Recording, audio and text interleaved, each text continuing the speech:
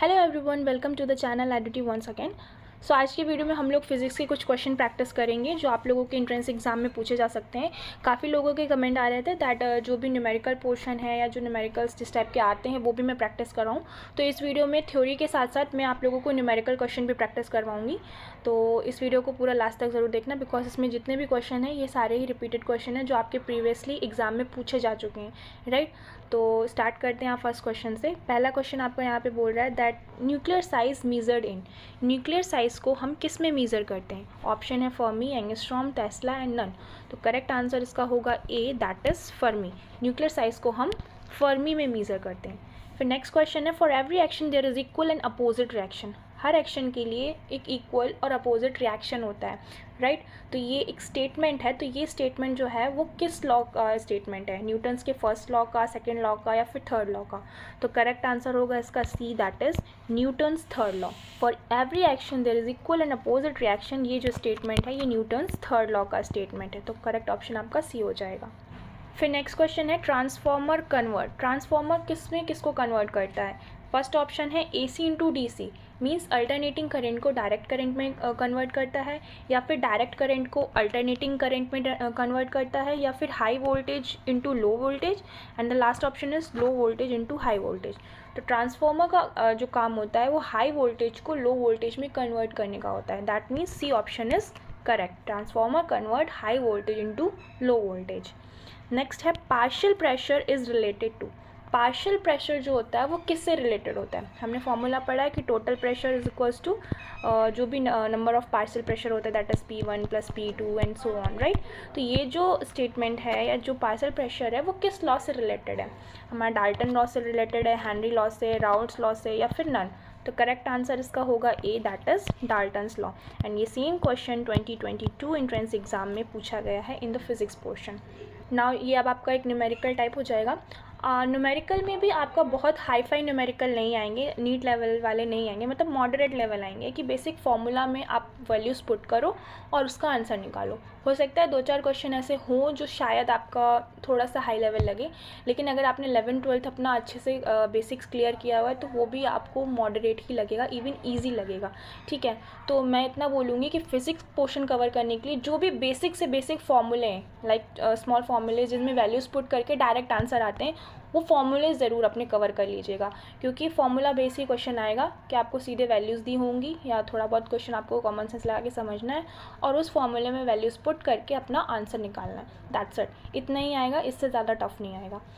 तो सिमिलरली यहाँ पे एक क्वेश्चन है आपका पावर से रिलेटेड कि यहाँ पे आपको 2 पावर दिए गए, दैट इज़ P1 की यहाँ पे आपको वैल्यू दी गई है 100 वाट एंड P2 की वैल्यू दी गई है 200 वाट, और आपको सीरीज़ में इनको टोटल जो इनका पावर है वो निकालना है। तो पावर इन सीरीज़ में हम जब टोटल पावर निकालते हैं तो हम जितने भी पावर्स होते हैं उनको ऐड ऑन कर देते हैं, राइट। तो P1 की वैल्यू हमारी दी है 100, P2 की वैल्यू दी है 200, तो जिस सीधा सीधा जब आप इसको ऐड करोगे तो आपका आंसर आ जाएगा 300 watt. That is C option is the correct answer. फिर नेक्स्ट क्वेश्चन है in how much time sunlight reaches the earth. ये क्वेश्चन भी आपका ऑलरेडी पूछा गया है, 2022 एंट्रेंस एग्जाम में पूछा गया था, और एक आपका अदर स्टेट का भी एंट्रेंस एग्ज़ाम था नर्सिंग का ही, उसमें भी ये सेम क्वेश्चन रिपीट हुआ था। तो जो सनलाइट होती है वो लाइक अर्थ में कितने टाइम में रीच हो जाती है, उसका क्या टाइमिंग रहता है। तो इसका करेक्ट आंसर होगा आपका सी, दैट इज़ 8 मिनट। 8 मिनट में जो सनलाइट होती है वो अर्थ को रीच कर जाती है। देन नेक्स्ट क्वेश्चन है 1000 micron is equals to. 1000 micron किसके इक्वल होगा। तो आपको आंसर निकालने से पहले आपको ऑप्शंस देखने, ऑप्शन में यूनिट सबसे पहले देखनी। फिज़िक्स में ज़्यादातर यूनिट का ही खेल होता है। अगर यूनिट का आपने ध्यान नहीं दिया तो आपका अच्छा आता हुआ क्वेश्चन भी आपको सब कुछ पता है, फॉर्मूला एंड ऑल, लेकिन यूनिट की गलती की वजह से कभी कभी ऑप्शन आप गलत टिक कर देते हो। तो सबसे पहला जो काम होता है फिज़िक्स में वो फॉर्मूला, और दूसरी चीज़ आपको यूनिट, इन 2 चीज़ों का बहुत ध्यान रखना पड़ता है, ठीक है। तो मीटर में क्योंकि आंसर सारे दिए गए हैं तो आपको ऑब्वियसली बात है माइक्रोन को मीटर में चेंज करना है, क्योंकि 1000 माइक्रोन है तो उसकी वैल्यू निकलेगी। तो सबसे पहले हमें पता होना चाहिए कि 1 माइक्रोन की वैल्यू कितनी होती है। तो 1 माइक्रोन इज इक्वल्स टू होता है 10⁻⁻⁶ मीटर, राइट। तो 1 माइक्रोन की वैल्यू हमें पता है, अब हमें 1000 माइक्रोन इक्वल निकालना है ना। तो 1000 माइक्रोन मतलब इंटू 10⁻3, 1000 में 3 ज़ीरोज़ होते हैं। तो अब इसको जब आप सॉल्व करोगे तो आपका जो करेक्ट आंसर आ जाएगा वो होगा 10⁻³ metre, that is A option is correct. यहाँ पे ये मिसप्रिंट है, ये 10⁻³ मीटर होगा, राइट। तो ये आपका करेक्ट आंसर हो जाएगा। देन फिर नेक्स्ट क्वेश्चन आपसे बोल रहा है if length of a pendulum is doubled and diameter of its ball is reduce to half, its time period will be. तो जो चीज़ें आपको गिवन है पहले वो लिख लेनी है। पेंडुलम है एक, उसका लेंथ अगर बोल रहा है डबल कर दिया जाए, लेंथ को अगर हम डबल कर दें और डायमीटर को हम हाफ कर दें, वो बॉल का जो भी डायमीटर, क्योंकि पेंडुलम ये होता है ना, तो ये इसकी लेंथ हो गई और ये बॉल का यहाँ पे ये डायमीटर हो गया। तो इसके टाइम पे क्या फ़र्क पड़ेगा, जो इसका टाइम पीरियड है उस पर क्या फ़र्क पड़ेगा। तो सबसे पहले तो हमें इसका फॉर्मूला पता होना चाहिए। पेंडुलम का टाइम पीरियड निकालने का फॉर्मूला होता है T = 2π√L/g, राइट। तो यहाँ पे लेंथ का हमें ज़रूरत है, लेकिन आप देख सकते हो उसके फॉर्मूले में कहीं भी रेडियस या डायमीटर की कोई बात नहीं हो रही है। दैट मीन्स इससे हमें कोई मतलब नहीं है। डायमीटर्स रिड्यूस हो, डबल्ड हो, हाफ हो, उससे कोई मतलब नहीं है, उससे कोई फ़र्क नहीं पड़ेगा मतलब फॉर्मूले में, क्योंकि हमें सिर्फ लेंथ से मतलब है। और रही बात स्मॉल g और 2π की, तो ये तो कांस्टेंट वैल्यू है, तो डायरेक्टली अगर हम देखें तो t is directly proportional to √L, ठीक। तो अब क्योंकि लेंथ डबल हो गई है तो जो टाइम पीरियड है वो हमारा √2 टाइम्स हो जाएगा, ठीक। तो करेक्ट आंसर हो जाएगा हमारा A, that is √2 times. Question है a particle is thrown upward at a speed of 39.2 metre per second. एक पार्टिकल है, उसको अपवर्ड थ्रो किया है, उसकी जो इनिशियल वेलोसिटी है वो गिवन है, that is 39.2 metre per second, ठीक। Calculate its time for maximum height. तो इसकी मैक्सिमम हाइट मान के चलो, ये इसकी यहाँ पे मैक्सिमम हाइट है, तो इस पॉइंट में इसका जो टाइम है वो आपको कैलकुलेट करना है। तो मैक्सिमम हाइट पे यहाँ पहुँचते पहुँचते इसकी जो फाइनल वेलोसिटी होगी वो तो 0 हो गई होगी, और इनिशियल वेलोसिटी आपको गिवन है, टाइम निकालना है। तो इसके लिए जो हमारा इक्वेशन ऑफ मोशन लगेगा वो लगेगा v = u + at। v की वैल्यू क्योंकि 0 है, u की वैल्यू गिवन है, दैट इज़ 39.2, और क्यों a जो होता है एक्सेलरेशन होता है, लेकिन यहाँ हम ग्राउंड से अबव फेंक रहे हैं, यानी यहाँ पे ग्रेविटेशनल फोर्स होगा, तो अगेंस्ट ग्रेविटी जब हम कोई चीज़ करते हैं तो वो माइनस में वैल्यू आती है, दैट इज़ माइनस, और g की वैल्यू हमें पता है क्या होती है 9.8, एंड t टाइम हमें निकालना ही है, राइट। तो जब हम कैलकुलेट करेंगे t = हमारा आ जाएगा 39.2 / 9.8। तो जब आप इसको सॉल्व करोगे तो आपको जो करेक्ट आंसर है वो आ जाएगा 4 सेकेंड। देन फिर हमारे यहाँ पे नेक्स्ट क्वेश्चन है if a bulb of 100 what is burn for 5 hours daily. 100 वाट का एक बल्ब है, हर दिन 5 घंटे के लिए वो जलता है। Then how much will it cost in 30 days at the rate of 50 paise per unit. तो 30 दिन का टोटल कॉस्ट कितना होगा, कितना रुपये आएगा अगर पर यूनिट हमारा 50 पैसे है तो, ठीक। तो सबसे पहले हमें टोटल एनर्जी इसका निकाल लेना कि कितना एनर्जी कंज्यूम हो रही है, उसके अकॉर्डिंग हम अपना प्राइस कैलकुलेट करेंगे। तो हर दिन का जो एनर्जी कंजप्शन होगा वो होगा हमारा 100 × 5 × 30, क्योंकि 30 डेज़ का है ना। तो जब इसको आप पूरा कैलकुलेट करोगे तो ये आपका आ जाएगा 15,000 वाट, राइट। एंड क्योंकि जो एनर्जी होती है वो किलोवाट में हम लोग मेज़र करते हैं इसके लिए, तो हमारा हो जाएगा 15 किलोवाट। ये हमारी एनर्जी कंजप्शन आ गया। अब क्योंकि 50 पैसा पर यूनिट है तो 15 किलोवाट के लिए कितना पैसा होगा, और ये जो आपके ऑप्शन है ये यहाँ पे मिसप्रिंट है, ये रुपीज़ में गिवन है, ठीक है। तो क्योंकि आपको यहाँ पर पैसे में दिया है तो सबसे पहले 50 पैसे को आपको रुपीज़ में कन्वर्ट करना है। तो जब 50 पैसे को रुपीज़ में कन्वर्ट करेंगे तो 0.5 रुपीज़ आएगा, राइट। और तो 15 किलोवाट जो एनर्जी है इसको हम मल्टीप्लाई कर देंगे 0.5 से। तो जब आप इसको मल्टीप्लाई करोगे तो आपका जो करेक्ट आंसर होगा वो आ जाएगा ए, दैट इज़ 7.50 रुपीज़।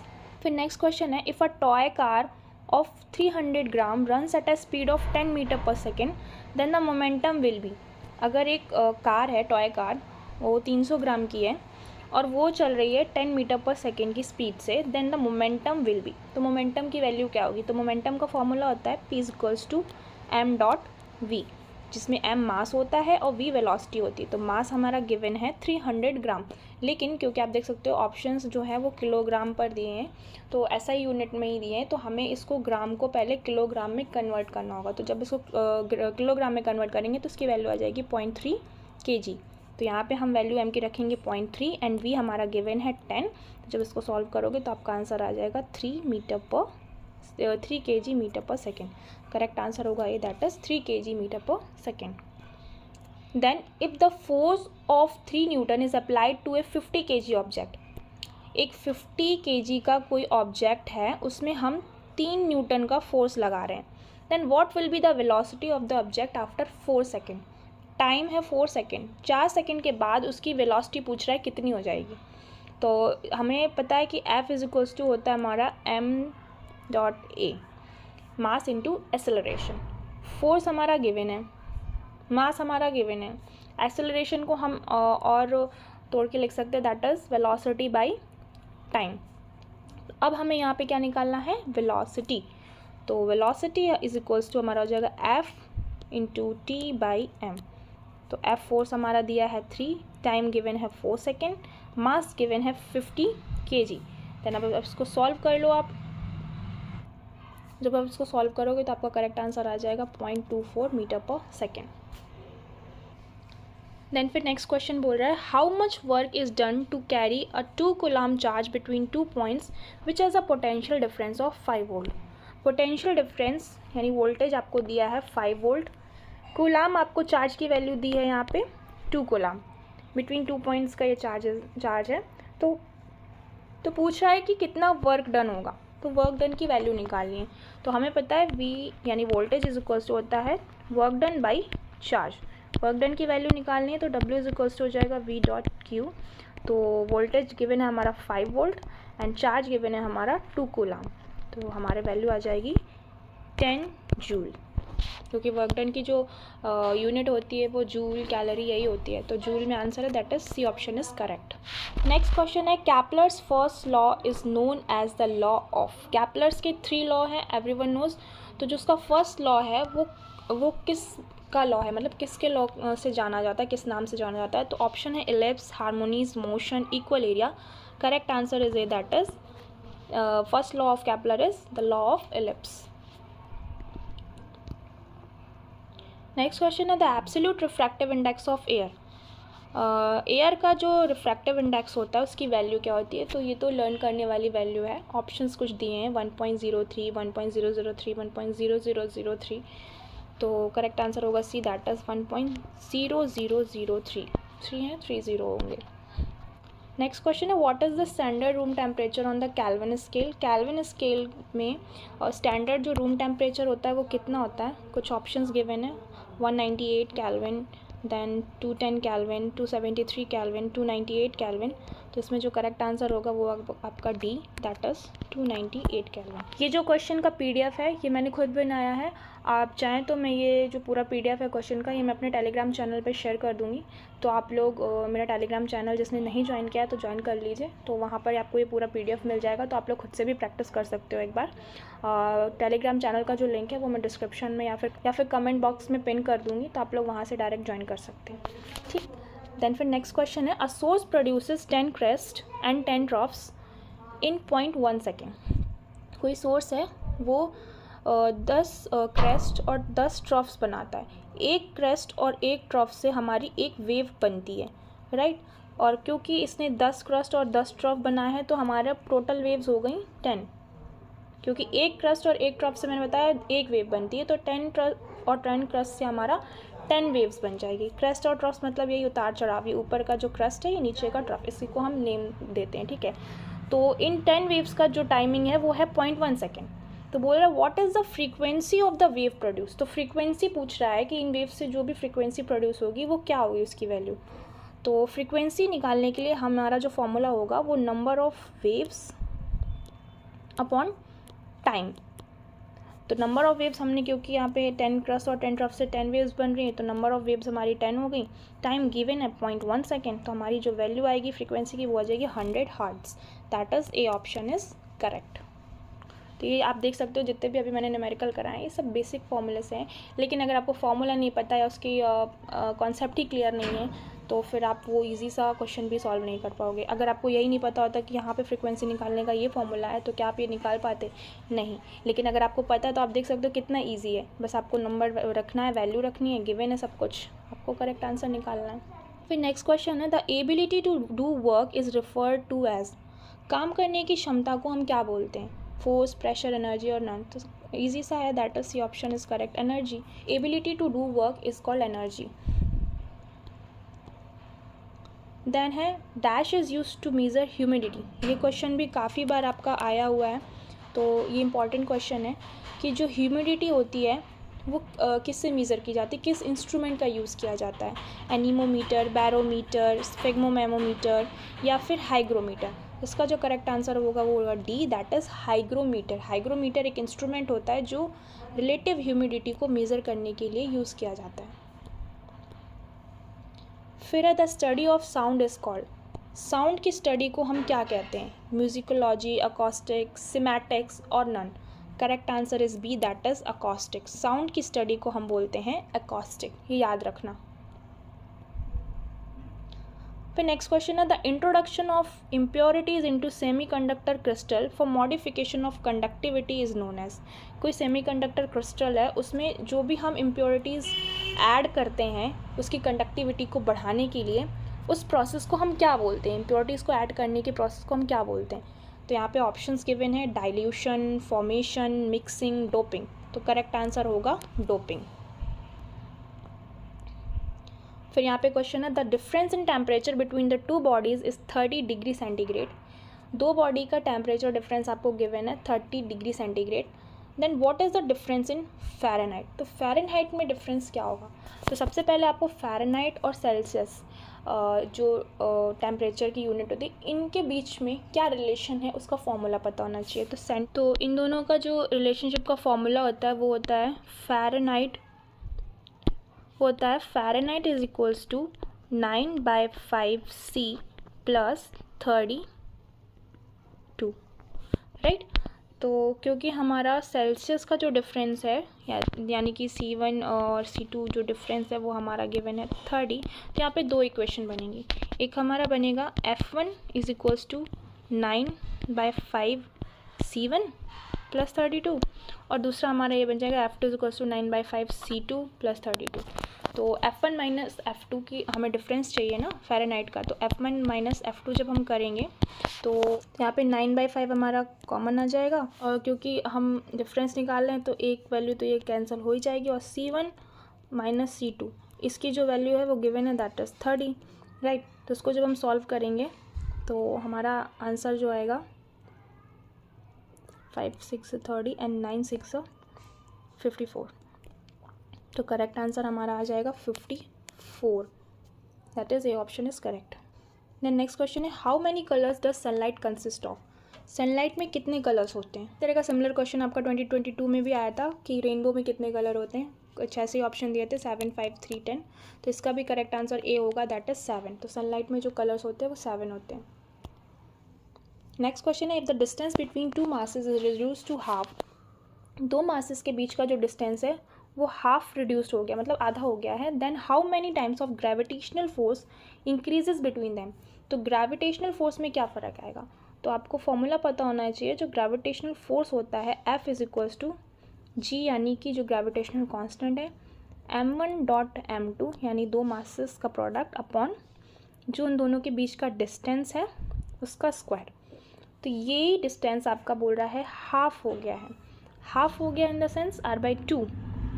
तो क्योंकि हमारा ग्रेविटेशनल कांस्टेंट है तो इसको हम मानेंगे नहीं। m1 m2 ये दो मासेस हैं हमारे, तो हमारा जो फोर्स है वो इन्वर्सली प्रोपोर्शनल है स्क्वायर ऑफ द डिस्टेंस। क्योंकि जो हमारे डिस्टेंस है वो हाफ हो गई है तो हमारा जो फोर्स है वो 4 टाइम्स हो जाएगा, राइट। करेक्ट आंसर होगा A, that is 4 times. Next question है convex lens has a focal length of 20 centimetre, its power in dioptre is. Power की यूनिट होती है डायप्टर, तो पावर पूछ रहा है, फोकल लेंथ गिवन है, तो हमें फॉर्मूला पता होना चाहिए कि पावर का फॉर्मूला होता है 1/फोकल लेंथ, एंड सबसे बड़ी बात, यहाँ पे जो फोकल लेंथ हम वैल्यू रखते हैं वो मीटर में वैल्यू होनी चाहिए, और क्योंकि हमें जो फोकल लेंथ दिया वो 20 सेंटीमीटर में, तो पहले हमें इसे मीटर में चेंज करना होगा। तो 20 सेंटीमीटर अगर मीटर में कन्वर्ट करें तो 0.2 मीटर आ जाएगा, राइट। अब हम यहाँ पे वैल्यू निकाल सकते हैं 1/0.2, तो ये हमारा वैल्यू आ जाएगी 5 dioptre. That is B option is correct. फिर यहाँ पे नेक्स्ट क्वेश्चन है 18 volt is equals to dash into 3 ohm. तो हमें पता है फॉर्मूला कि वोल्ट इज इक्वल्स टू क्या होता है, current into resistance, that is I dot R. Resistance value दी है 3 ओम, वोल्ट वैल्यू दी है 18 वोल्ट, तो आई हमारा क्या हो गया, आई इज इक्वल्स टू हमारा हो जाएगा 6 एम्पियर। तो यहाँ पर हमारा करेक्ट आंसर हो जाएगा ए, दैट इज 6 एम्पियर। फिर नेक्स्ट क्वेश्चन है angstrom is a unit of expressing.